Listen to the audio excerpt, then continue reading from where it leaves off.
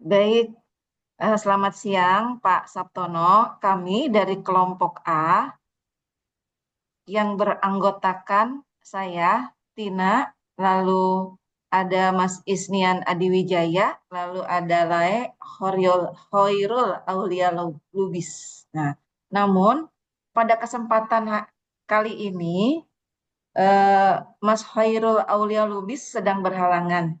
Ada kegiatan di pekerjaan di kantornya di KC Kediri, Pak Sabtono. Mohon izin, jadi kami menyampaikan presentasi ini hanya berdua dengan Mas Isnian Adiwijaya. Kita lanjut, Pak Sabtono. Kita mulai dari perencanaan kebutuhan pengadaan barang dan jasa. Perencanaan kebutuhan pengadaan barang dan jasa bertujuan untuk memastikan pengadaan dilakukan secara efektif dan sesuai dengan kebutuhan instansi. Yang pertama, identifikasi kebutuhan untuk menentukan barang dan jasa yang diperlukan berdasarkan rencana strategis instansi. Yang kedua, penyusunan rencana pengadaan, termasuk volume, waktu, spesifikasi teknis, dan anggaran yang dibutuhkan. Dan yang ketiga, penyusunan kerangka acuan kerja atau KAK, memuat tujuan ruang lingkup pekerjaan, spesifikasi, serta metode pelaksanaan pengadaan. Dan yang keempat adalah penyusunan anggaran. Anggaran didasarkan pada standar harga barang dan jasa yang berlaku dan ketersediaan dana dalam APBN atau APBD.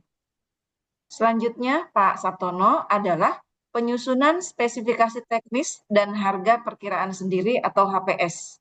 Pertama, penyusunan spesifikasi teknis disusun dengan memperhatikan kualitas, standar, dan ketentuan teknis yang berlaku. Yang kedua, perhitungan harga perkiraan sendiri atau HPS dihitung berdasarkan informasi harga pasar, kontrak sebelumnya, atau sumber yang dapat dipertanggungjawabkan. Penyusunan spesifikasi teknis dan perhitungan HPS merupakan tahapan penting dalam proses perencanaan pengadaan barang dan jasa. Hal ini dilakukan untuk memastikan kualitas, kepatuhan terhadap aturan, dan kewajaran harga dalam pengadaan. Berikutnya adalah pemilihan metode pengadaan. Yang pertama, melalui e-purchasing atau melalui e-katalog LKPP. Metode pengadaan barang dan jasa melalui sistem e-katalog yang dikelola oleh LKPP. Yang kedua adalah pengadaan langsung. Metode pengadaan untuk nilai kontrak yang relatif kecil. Itu dilakukan pengadaan langsung. Yang ketiga adalah tender atau seleksi. Metode pengadaan tender ini untuk nilai kontrak yang relatif besar.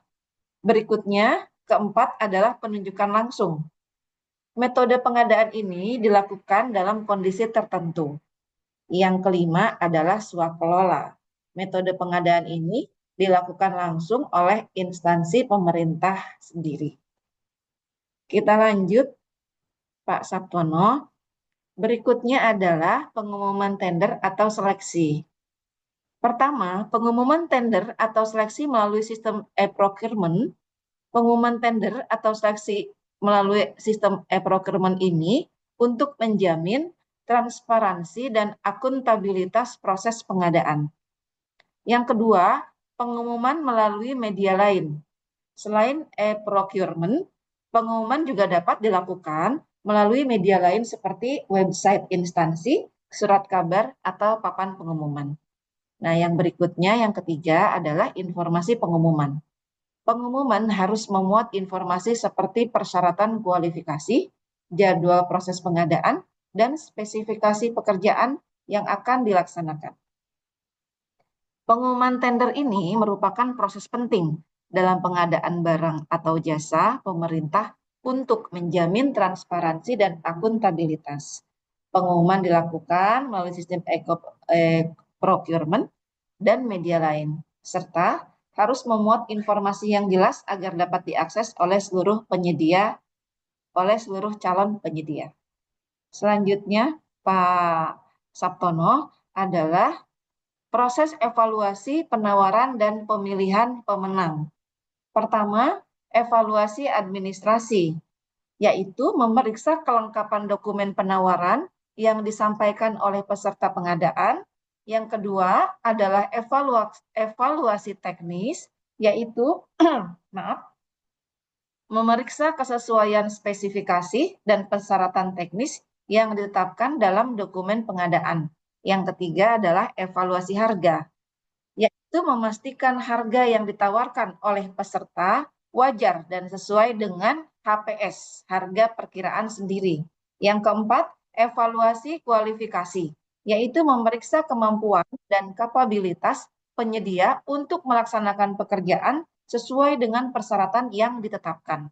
Kelima adalah penetapan pemenang, yaitu penentuan penyedia terbaik berdasarkan hasil evaluasi yang dilakukan. Berikutnya adalah pengumuman pemenang. Pengumuman pemenang melalui sistem e-procurement, yaitu pemenang hasil evaluasi pengadaan diumumkan melalui sistem SPSE atau LKPP. Yang kedua, pengumuman dilakukan melalui media lain. Ya. Yang ketiga, masa sanggah bagi peserta lain. Setelah pengumuman pemenang, diberikan masa sanggah bagi peserta lain yang keberatan dengan hasil evaluasi. Pak Sabtono, maaf, pengumuman pemenang dilakukan secara terbuka melalui sistem e-procurement dan media lain, serta disediakan masa sanggah bagi peserta yang keberatan dengan hasil evaluasi. Baik, untuk selanjutnya mungkin bisa disampaikan oleh rekan saya, Mas Isnian Adiwijaya. Dipersilahkan. Baik, terima kasih Bu Tina, Pak Sabtono. Izin kami lanjutkan.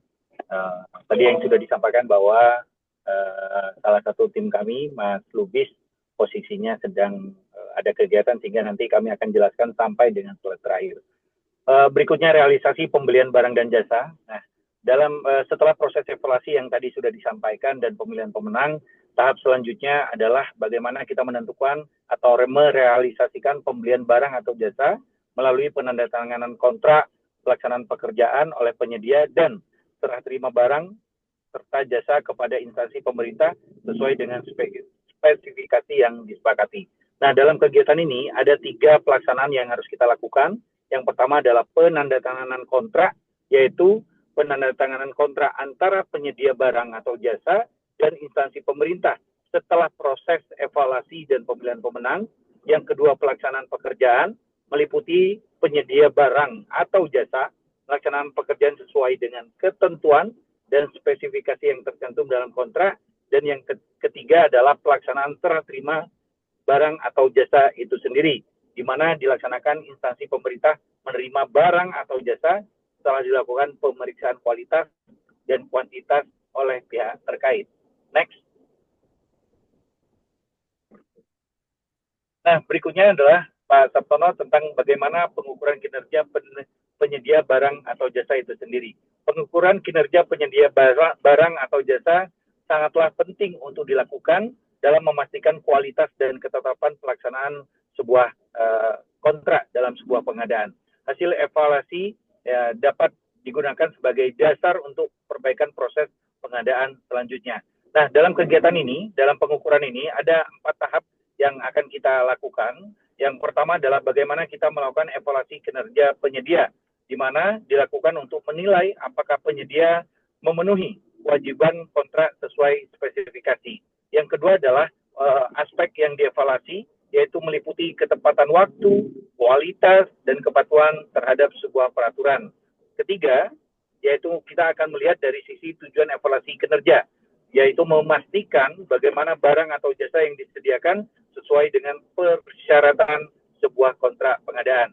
Keempat adalah proses evaluasi kinerja itu sendiri, yaitu penyedia menyampaikan laporan, dilakukan pemeriksaan, dan dibuat sebuah penilaian kinerja. Next. Nah, evaluasi pelaksanaan pengadaan itu sendiri, Pak Sabtono, yaitu bertujuan untuk mengidentifikasi kendala, menganalisis akar sebuah masalah, mengembangkan solusi, dan menyusun rencana perbaikan. Hal ini dilakukan untuk meningkatkan efisiensi dan efektivitas proses pengadaan di masa mendatang sehingga penggunaan anggaran dapat dioptimalkan. Ada beberapa ya yang tadi kami sebutkan juga sudah. Yang pertama adalah identifikasi kendala. Bagaimana kita harus mampu mengidentifikasi kendala yang terjadi selama proses pengadaan atau barang jasa yang sedang berlangsung. Yang kedua, analisis akar masalah, yaitu menampilkan atau memahami, memotret akar penyebab kendala yang ditemui untuk dapat mencari solusi yang lebih tepat. Yang ketiga adalah pengembangan solusi sendiri.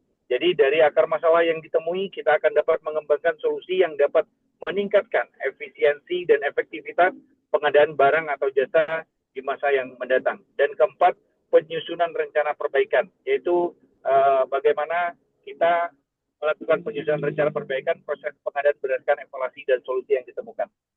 Pak Sabtono dan Bu Tina, sepertinya rekan kita Bang Lubis juga sudah hadir. Mungkin slide berikutnya, karena kita memang diskusinya adalah diskusi kelompok, slide berikutnya mungkin akan dibacakan oleh rekan kita Bang Lubis.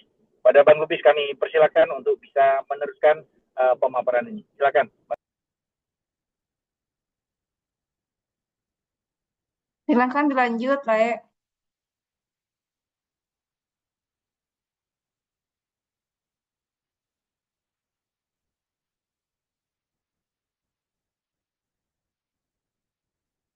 Masih di mute.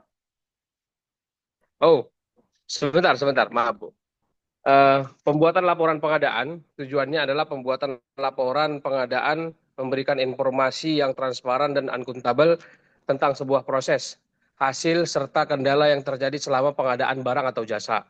Yang kedua yaitu isi laporan pengadaan. Laporan berisi informasi mengenai tahapan proses pengadaan mulai dari perencanaan hingga realisasi pembelian barang atau jasa. Yang ketiga yaitu kendala yang diidentifikasi, yaitu laporan juga mencakup identifikasi kendala yang terjadi selama proses pengadaan, baik dari segi administrasi, teknis maupun pelaksanaan. Yang terakhir yaitu pemanfaatan laporan, laporan yang digunakan sebagai bahan evaluasi untuk meningkatkan efisiensi dan efektivitas pengadaan barang atau jasa di masa yang akan mendatang. Nah, pembuatan laporan pengadaan merupakan bentuk transparansi dan akuntabilitas pelaksanaan pengadaan barang atau jasa. Laporan ini menjadi sumber informasi yang penting untuk mengevaluasi proses dan peningkatan kualitas pengadaan selanjutnya. Next, Bu. Penyimpanan dokumen pengadaan. Nah, penyimpanan dokumen pengadaan ini ada beberapa poin. Yang pertama yaitu penyimpanan secara fisik, yaitu dokumen pengadaan disimpan dalam bentuk fisik sesuai dengan ketentuan arsip negara. Yang kedua yaitu penyimpanan digital dokumen atau dokumen pengadaan juga disimpan secara digital dalam sistem pengadaan elektronik. Yang ketiga, dokumen yang disimpan meliputi KAK, HPS, dokumen tender, kontrak, dan bukti pembayaran. Yang selanjutnya yaitu masa penyimpanan, dokumen pengadaan disimpan sesuai dengan ketentuan waktu penyimpanan arsip negara. Dan yang terakhir yaitu keamanan penyimpanan. Penyimpanan dokumen dilakukan dengan menjamin keamanan dan kerahasiaan sesuai dengan peraturan. Next, Bu. Selesai. Ya. Nah, berarti Lae Lubis Selesai. yang closing. Itu siap. Silakan Lae closing. Ini tugas Siap. kita dari Pak Sabtono terkait dengan manajemen pengadaan. Silakan Lae Siap. closing. Siap. Terima kasih Bapak Ibu sekalian. Terima kasih Pak Sabtono sudah memberikan waktu lebih luang kepada kami untuk mengerjakan tugas ini. Cukup sekian presentasi dari kami. Terima kasih. Terima kasih Pak Sabtono. Selamat siang. Izin live.